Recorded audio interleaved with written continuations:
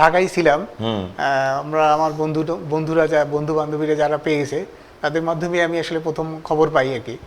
তো সেটি ভালো লাগার যে বিষয়টা ছিল আর কি, যে আমরা যেন মানে আকাশে উড়ে যাচ্ছি আর কি।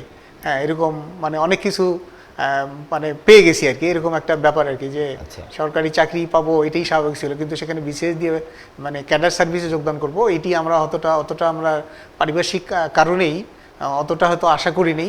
কিন্তু দেখা গেলো যে রেজাল্টে প্লাস প্রথম দিকেই ছিলাম আর কি, আমি 14টাই রেজাল্টটা আগে হয়ে গেছে, ফলে এটাতে আমি আগে জয়েন করি। যদিও আইনটা আমরা সেইভাবে আমাদের ভালোভাবে অবগত ছিলাম না, 13টাই সিনিয়র আর কি। তো আমার যাই হোক, যে কোনো কারণেই হোক, আমি 13-এ আর পরবর্তীতে জয়েন করি নেই। জয়েন করলে আমি সিনিয়রিটি পেতাম, এটি একটা আমার ঘাটতি ছিল আর কি জানার। শিক্ষকতায় আমার 13 বিসিএস শিক্ষকতায় আসছে, এবং 14 বিসিএস তো এটা বিশেষ ছিলই এটা।